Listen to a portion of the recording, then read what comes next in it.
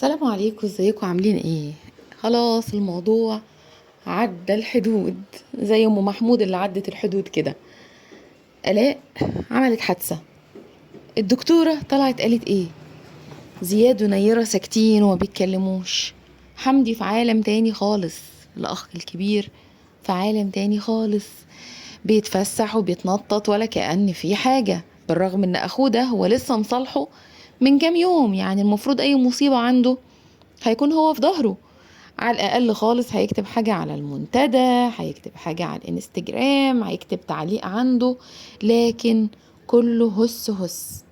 محمد من وقت ما نزل على المنتدى ادعوا لآلاء وادعوا لمراتي وفقدنا أغلى حاجة والكلام ده كله، وهو شد بلاستر والتزم الصمت وساب المتابع يلف حوالين نفسه. طبعا المتابع الفضول اللي هو عايز يعرف الأخبار بتاعة العيلة اللي هو متابعها بقاله سنين. سكوت من محمد وسكوت من حمدي وسكوت من حسن طبعا لأن العلاقة متوترة. زياد ونيرة حتى لما محمد راجعنا الكومنتات اللي عنده على الانستجرام ما لقيناش أي تعليق من عيلته عنده، وده معناه ان في أوامر ان هم ما يعلقوش عنده.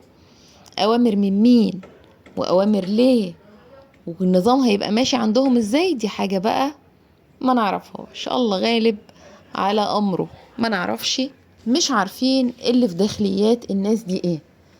سيبكوا بقى من التقاليد والقيم والمبادئ، الأخ لازم يكون في ظهر أخوه، وإن اللي عنده مصيبة يشيلها مع التاني، والكلام ده كله ده ما بيكونش موجود في كل العائلات أو عند كل العائلات. وانتوا عارفين كويس جدا ومتابعين إن العيلة ما بينهم مشاكل وما بينهم حوارات داخلية على اسمهم، محدش يعرفها غيرهم بس.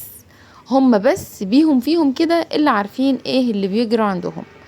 وبما اننا متابعين وحابين ان احنا نعرف التفاصيل زي ما هم اجبرونا ودخلوا بيوتنا ودخلوا على تليفوناتنا واجبرونا ان احنا نعرف تفاصيلهم، وكل ده بالايه؟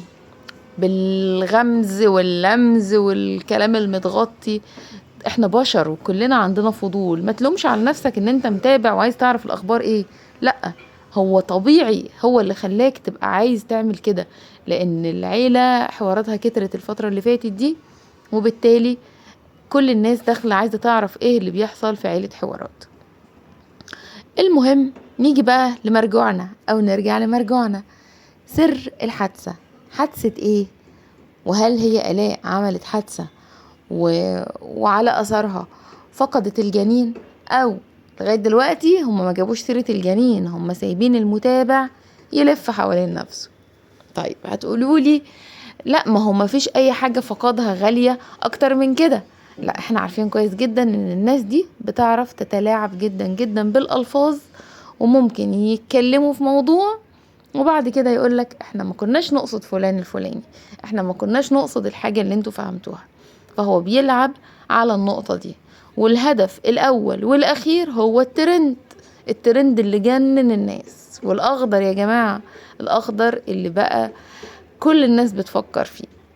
يوتيوب يعني انتوا عارفين الأخضر هو اللي بيتحكم فيه.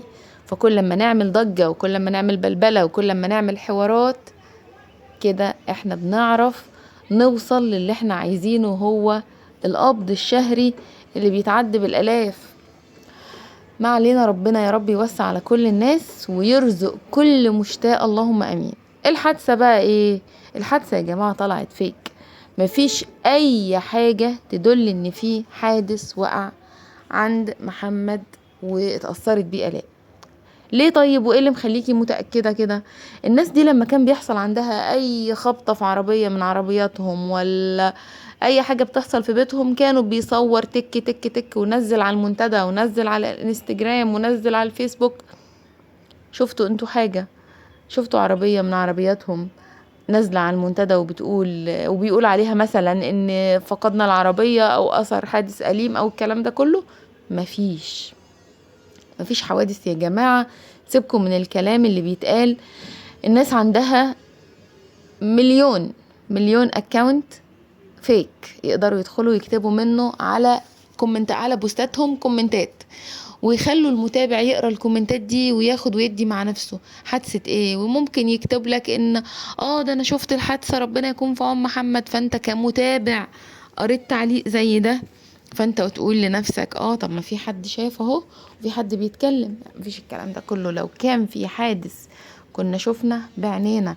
اللي خلاه صور مراته وهي في الرعاية، ما كانش هيقدر يصور العربية اللي مرمية في الشارع؟ يا جماعة لو كان زي ما بنقول اللي بيتكلم مجنون فالمستمع عاقل. احنا دلوقتي عندنا عقل وبنفكر بيه. اللي صور مراته كان قدر يصور العربية وكان هيعمل بروباجندا كبيرة جدا جدا جدا. طيب نيجي بقى للدكتورة. الدكتورة اللي أثير مؤخرا ان هي اتكلمت وشرحت حالة آلاء وان هي تعرضت لضغط نفسي كبير وعمل لها ارتفاع في الضغط.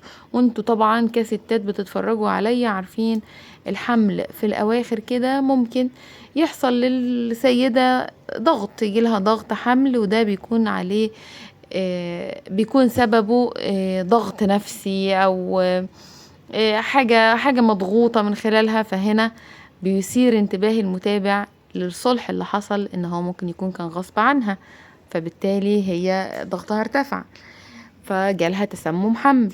تسمم الحمل ده احنا دلوقتي بنتكلم في آلاء ان هي في الاواخر، يعني كان الجنين يتلحق ويدخل حضانة وبتولد قيصرية، واحنا عارفين كستات الوضع بيبقى ماشي ازاي. لكن ضغط نفسي وعصبي أدى لأنها تدخل المستشفى وتفقد جنينها. طب ما كان الأولى الضغط النفسي يوم الفيديو بتاع الخناقة وبتاع الضرب اللي نزل على السوشيال ميديا والناس كلها اتفرجت عليه، كان أولى ان الفيديو ده هو اللي يعمل ضغط نفسي أقوى من ضغط الصلح. واحنا كلنا شفنا تعليقها يوم الصلح ربنا يخليكم لبعض، كانت كاتبة كده لمحمد على الانستجرام ربنا يخليكم لبعض، يعني هي مش زعلانة ومش متضايقة من الموضوع. كان الضغط النفسي أولى يجي من الفيديو المتسرب ليها بتاع الضرب والخناقة.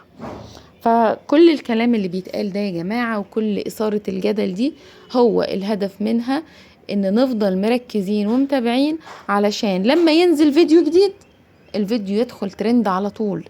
لأن دلوقتي بقوا حديث السوشيال ميديا عيلة الحاج جابر، ايه اللي حصل لمحمد ومراته، ايه اللي حصل مع حمدي، ايه اللي حصل. طبعا واحنا قلت لكم في الفيديو اللي فات ان احنا لما حمدي وصل عند اخوه ربنا يا رب يخليهم ويبارك لهم يا رب ويخليهم لبعض مهما كان الاخوات عمرهم، يعني زي ما بنقول الدم ما بيبقى ميه. لكن ما شفناش الاستقبال جوه البيت، ما شفناش آلاء، ما شفناش اي حد من اللي كانوا موجودين، حتى لقطة كده ظهرت كده حتى في ستوري ولا في اي حاجة، لا خالص. كان ده برضو وعلشان ما طولش عليكم الايام مفيش اسرع منها، ويا خبر النهاردة بفلوس بكرة يبقى ببلاش. لا في حاجة الطبيبة طلعتها وعملت حديث مثلا وتسجل وطلعته، وإلا كان أول واحد ولا شفنا حادثة.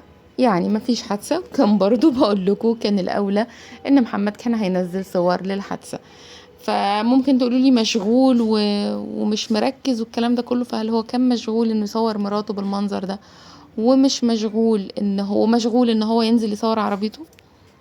ولاد أخته ما كانوش حتى هيواسوا خالهم على الانستجرام ولا في التعليقات؟ مفيش الكلام ده يا جماعة، يا ريت محدش يضحك علينا.